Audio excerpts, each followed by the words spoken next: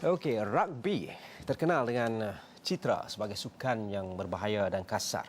Walau apapun tanggapannya, sukan itu kini dikatakan semakin digemari oleh generasi muda. Rakan tugas Hilal Azmi ada laporannya. Terus bersama Hilal. Ke arah membudayakan negara bersukan di masa akan datang, kami kini berada di Padang Astaka Petaling Jaya untuk melihat sendiri bagaimana satu sesi yang boleh dikatakan sebagai sesi menggilap bakat muda, terutamanya dalam sukan rugby, ke arah membudayakan sukan di kalangan rakyat Malaysia. Dan untuk bercerita berkenaan dengan sukan rugby yang boleh diketengahkan oleh Kesatuan Kobra ini, bersama saya adalah Daryl Senapa yang juga jurulatih kita untuk hari ini. Dan Daryl, boleh cerita sikit, kanak-kanak ini saya difahamkan kira-kira seawal umur 3 tahun kita dah terapkan mereka untuk sukan rugby ini, dan apa nilai yang mungkin kita nak ketengahkan kepada mereka melalui sukan rugby ini sebenarnya? Actually, sukan rugby ni antara sukan yang di luar negara fastest growing sport in the world lah kira. Junior rugby is the fastest growing sport in the world. The value yang kita terapkan sebenarnya ialah yang paling kuat sekali, I'd say is teamwork. Kerana rugby tu kita kena belajar macam mana nak bekerjasama antara satu sama lain. Tak ada primadona, tak ada superstar, semua kena bekerjasama antara satu sama lain. And dari awal lagi kita dah terapkan nilai satu kena bekerjasama untuk satu sama lain, and then hormat lagi satu. Dalam sukan rugby, respect penting sangat. Respect kepada opponent, respect kepada team, respect kepada coach.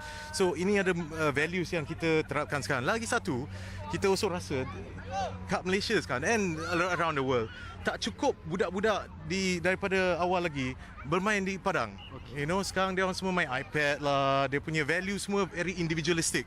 So this program ni, kita dah tengok macam mana budak-budak ni dalam 1-2 tahun berdisiplin, buat kerja sendiri, faham antara satu sama lain, and then tak ada beza antara kelas juga. Kalau kaya ke miskin, semua sama je. You know, that's one of the key value lah. Okey, baik. Dan yang seterusnya adalah kita tahu sukan rugby, kalau dari segi persepsinya, kalau saya sendiri pun saya membayangkan sukan rugby ini adalah sukan yang kasar dan mampu menyebabkan kecederaan yang teruk lah. Tapi kenapa sukan rugby inilah yang kita terapkan juga kepada anak-anak muda ni? Sebenarnya junior ini salah faham sebenarnya.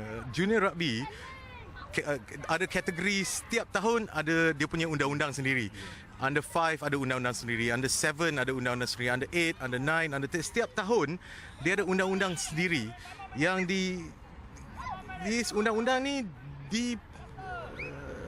diutamakan untuk badan, untuk dari segi keselamatan. Pasal katakan budak-budak ni bawah 7 tahun, dia orang tak main contact, dia main touch rugby je.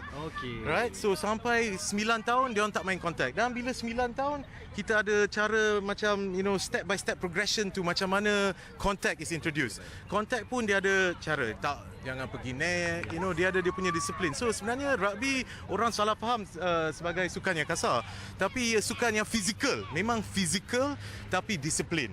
So dengan physicality, dengan disiplin, kita boleh muatkan, you know, badan rasa lebih tegap, and then, you know, kita pun, you know, the most important thing, teamwork.